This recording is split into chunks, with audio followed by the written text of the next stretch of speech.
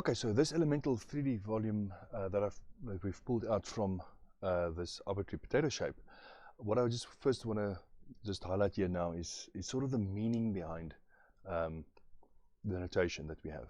So on this cube that we've already discussed, we have now stress components that are normal and stress components that are in the shear direction that are acting on it. Okay, and we were speaking about the fact that the normals and the shears were evolving as we go from the back to the front face, and from the left to the right, and from the top of the bottom to the top.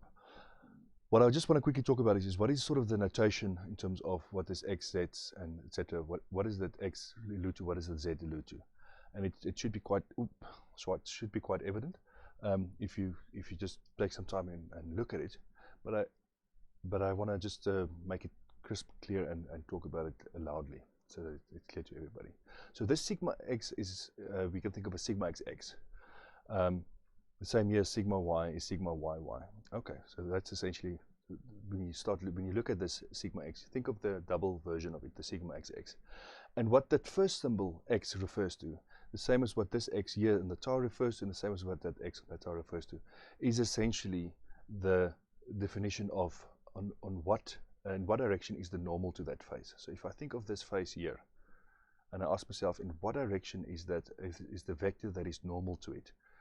That normal of that vector is essentially in the x direction, and that is what that first x alludes to. What the second symbol alludes to, if this was now sigma xx, is that second one is in what direction is this force acting. So the first symbol is telling me something about this face and the normal vector that defines that face, and the second symbol is telling me what direction the force acts. So this one, and when I say tau xz, I know for a fact that this is essentially on the a face with a normal that points in the x direction, and I know that the force is acting in the z direction. And here, when I see tau xy, I see essentially that force is acting in the y direction, and this sigma xx is essentially acting in the x direction.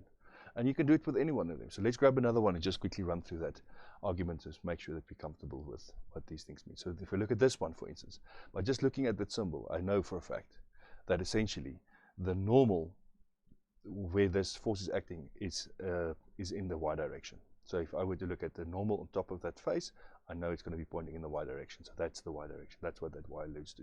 And the z's telling me that the force is acting in the z direction. And that is the beauty of that. So please make sure that you're comfortable with what the notation is of these stress components, and that you can interpret them. So if you see them, that you are quite comfortable with what they are.